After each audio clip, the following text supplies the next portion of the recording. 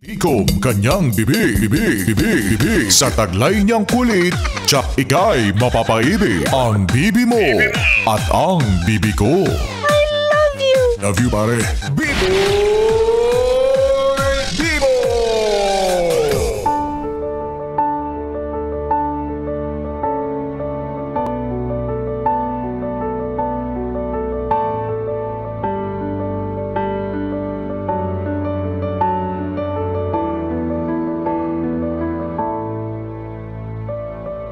Yes, friend, ako'y nagbabalik, DJ B-Boy Bibo, para sa ating tuloy-tuloy na BB Time tungkol sa usaping mga problema. Grabe no? Title pa lang parang nakakapagod ng pag-usapan. Ay, nako, ikaw ba, yes, friend? Ano-ano na ba yung mga problemang kinaharap mo sa buhay? Or ano na ba yung masasabi mong pinakamabibigat na suliranin na nalagpasan mo? Ay, congratulations sa'yo kung gayon kung marami ka nang napasa na exam sa buhay na ito. Oo, congratulations sa'yo. Ikaw na ang kapitapitagang patron ng mga problema. O, ikaw ba, yes, friend? Kung ikaw ay kasalukuyang may kinakaharap na suliranin sa buhay mo, problemang pakiramdam mo ay wala ng solusyon. Yan, no? Ang masasabi ko lang sa'yo ay kapit lang, no? Kapit lang. Maniwala ka lang na may pag-asa pa. Kung lahat sa buhay mo feeling mo na wala na, sana merong matira sa'yo. At kung ano man yun ay sana yung pag-asa. Naiintindihan natin na minsan ang hirap-hirap na talaga, hindi natin alam kung bakit kinakailangan nating pagdaanan yun. Iniisip natin ng mabuti kung bakit kinakailangan sa atin mangyari yun. Pero at the end of the day,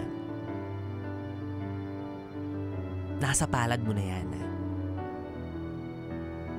Binigay sa'yo yan. Kasi for sure, alam ng tadhana na malalampasan mo yan. Although darating yung mga pagkakataon na sobrang mahihirapan ka talaga, no? Marami kang maiisip na pwede mong gawing solusyon pero hindi magiging madali para matapos mo yung problema. Maraming katanungan yung tatakbo sa isip mo. Hindi mo na maintindihan, hindi mo na maunawaan. Kumbaga walang sagot sa lahat ng kasalukuyan mong katanungan. Pero maniwala ka lang na balang araw, darating at darating ka rin sa punto na lahat ng yan ay tuluyan mo nang maiintindihan. Masasabi mo rin yung mga salitang success. Kaya pala. Ito pala yung sagot. Gets ko na. Ito pala yung solusyon.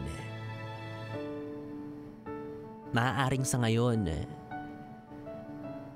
nakakatakot siyang harapin. Nakakakaba, nakakabalisa. Pero sana eventually, mahanap mo na yung daan palabas sa kinalalagyan mo ngayon. Hindi ko may ipapangakong bukas, hindi ko masasabing mamaya, hindi ko masasabing agad-agaran, masusolusyonan mo yan. Pero hopefully, anytime soon, sana malampasan mo na yan. Alam nyo, kapag may mga ganito namang problema na ibinibigay sa atin or binabato sa atin na para bang pinagsasakluban na tayo ng langit at lupa, package naman niyang dumarating. Kumbaga hindi lang siya purong problema. Hindi lang siya solidong suliranin. Kumbaga package siya na ipinapadala sa atin. Kalakip. Yung mga hints, yung mga clues, yung mga taong willing tumulong sa atin para malampasan natin yung problema ang kinakaharap natin. 'Di ba? Bibigyan at bibigyan tayo ng mga guardian angels, heroes. Hindi ko sure sa kung anong paraan man yan, pero for sure, kapag inobserbahan mo yung paligid mo sa panahon or sa pagkakataon na nalulugmok ka, meron at merong ipapadala sa'yo, ipapahiram sa'yo na isang bagay, isang tao o kahit aso, diba, na magpapagaan ng loob mo. Na siguradong kahit papaano ay makakatulong sa'yo para muling bumangon, para muling umahon, para magsimula ulit. Hindi pwedeng problema lang yan ng walang solusyon. Meron at meron niyang kalakip na tulong. Yun ay kung magiging open lang tayo mula sa tulong ng iba. Kasi di ba meron niyang kwento na parang may isang taong nalulunod at wala siyang tinatanggap na ibang tulong, kundi yung tulong na gusto lang talaga niya mula sa isang tao.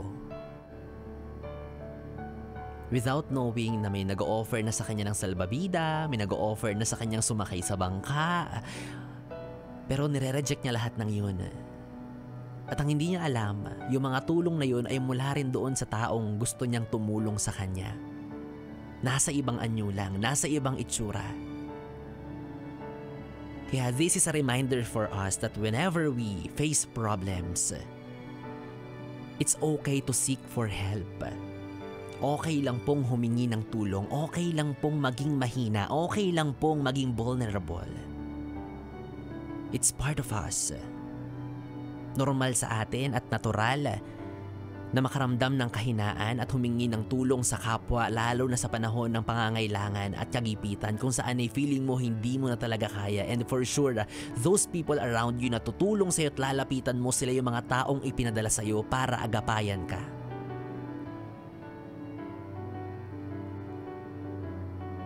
Kaya kung ano man yung pinagdadaanan mo ngayon, again,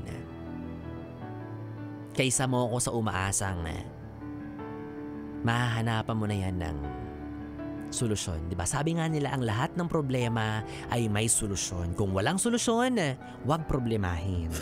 Charot. Ay nako, alam nyo, ito yung sinasabi natin palagi, no, na hanggat nabubuhay tayo sa mundo, meron at meron tayong mga kakaharaping hamon. Kaya dapat lang talaga na tibayan pa natin yung kalooban natin, no? At gawin natin yung mga bagay na makapagpapasaya sa atin. Huwag nating hayaan na lamunin tayo ng mga problema, diba? Although for some it is uncontrollable, pero seek for help, diba? It's okay to seek for help. And kapag may malungkot kang kakilala o hindi naman kaya feeling mo nalulugmok na siya, hindi niya yan arte, totoong nararamdaman niya yan na maging siya ay hindi niya nakontrolado. Kaya mainam na kung hindi mo siya kayang damayan, kung hindi mo siya kayang pakinggan, itikom mo na lang ang mouth, ha? Hindi yung kung ano na pang sinasabi mo dyan na, okay lang yan, si ano nga kinaya eh. Ako nga, ginawa ko rin yan dati, pinagdaanan ko rin yan. Nek mo, edi ikaw na. So again, yes friend, bottom line ng ating usapan, problema ay parte po ng ating buhay, diba? Parang si Biboy Bibo, akala nyo masaya lang ako pero marami din ako kinakaharap na problema, no? Hello. Minsan nga, diba, kinumpare yung sarili. Nakasabi lang.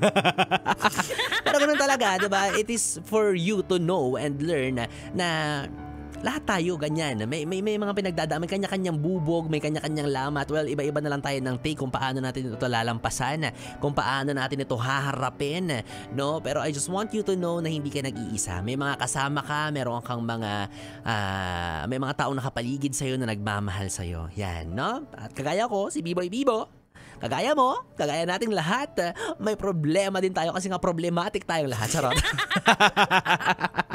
Ewan ko ba, minsan nga feeling ko ang sarap-sarap ko kasi kahit problema kinakain ako.